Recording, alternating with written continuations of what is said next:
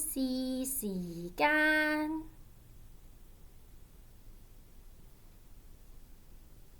嗨，我就係卡文啦。今日為大家講嘅故事叫做 Maggie 嘅筷子。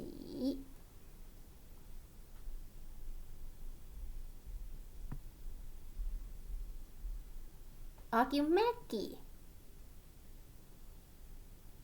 呢對係我嘅筷子。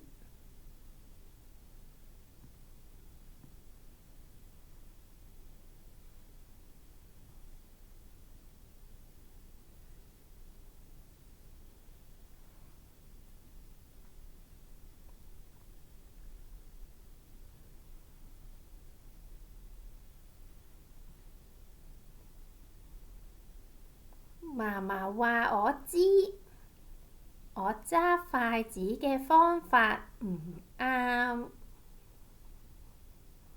跟住我咁做，佢沉沉咁話，結結格格，佢嗰兩支木條個尾燒到黑咗。好似佢咁有歲月，佢伸去枱中間摷嘢食，將啲飯由個碗爬入口。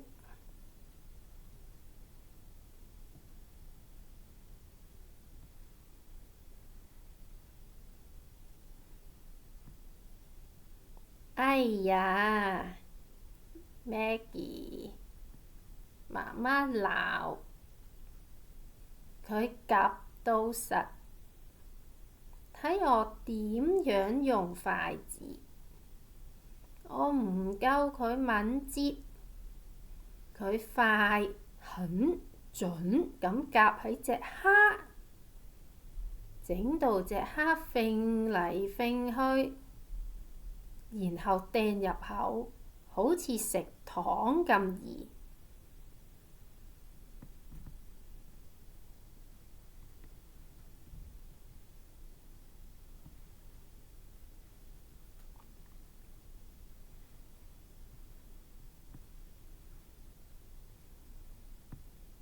筷子邊係你咁樣揸㗎？阿哥大笑，佢口氣有陣叉燒包同香片茶味。佢手勢穩陣，一夾就中。佢比我哋大膽，夾走最後嗰粒蝦餃，而令我更加肚餓，想再要一粒。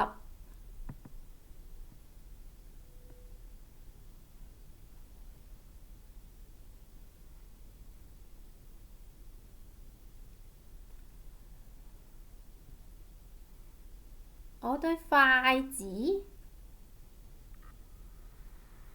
論盡盡又長賴賴，好似家姐高中啲男仔面都紅晒，就係家姐喺佢哋面前經過趕去跳舞嗰陣，要好似咁樣咁斯文。家姐話對筷子喺度交叉腳咁前後前後，好似一對跳緊舞嘅腳。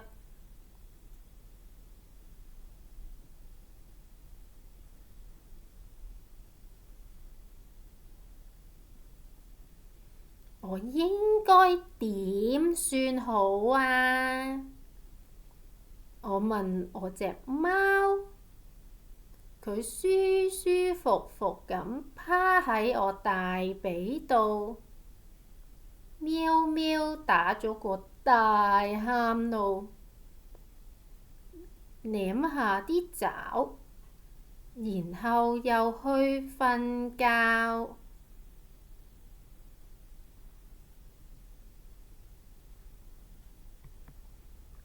做軍，佢幅畫掛喺牆上面，淨係眼定定望住我，好安靜。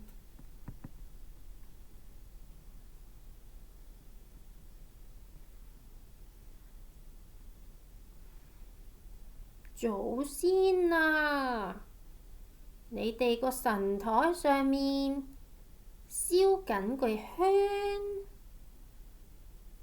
橙、梨同埋幾杯酒，有乜可以話我知？關於我嘅筷子，我咁樣問，即使佢哋冇嘢講，我會繼續試。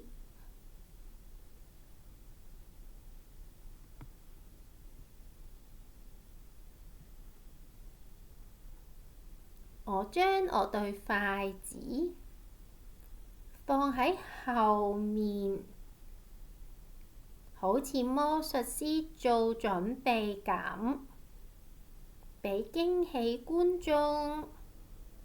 無論我點努力嘗試，我都變唔到呢個魔術。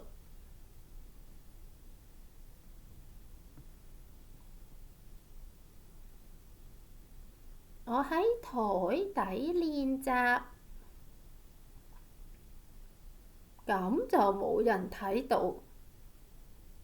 兩支旋轉緊嘅指揮棒，偷偷地轉啊轉。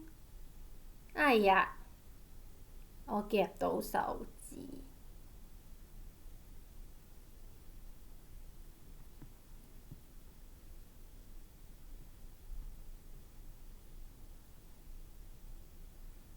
我將對筷子喺魚缸上面兜圈，掂到水面，啲魚走散晒，避開嗰對木做嘅手指，穿過佢哋嘅藍色天空。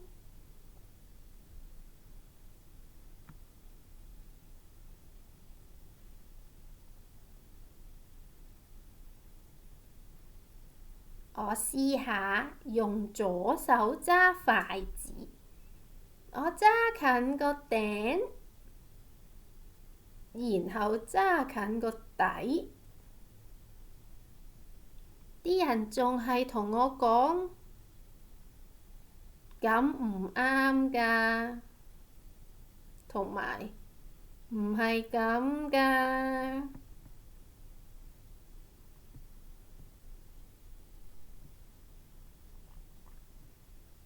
但係爸爸話，Maggie，你唔使擔心人哋點諗，每個人都唔同，每個人都係獨一無二。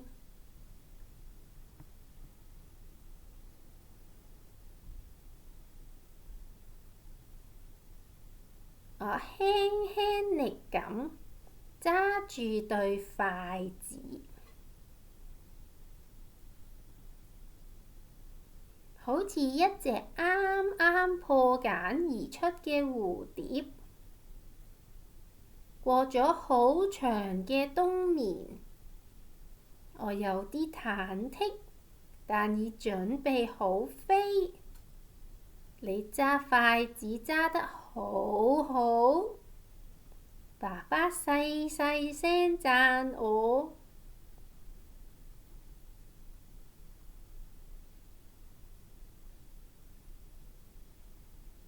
我微笑，手指輕盈咁擺動，好似蝴蝶翼咁。故事講完啦，多謝你哋。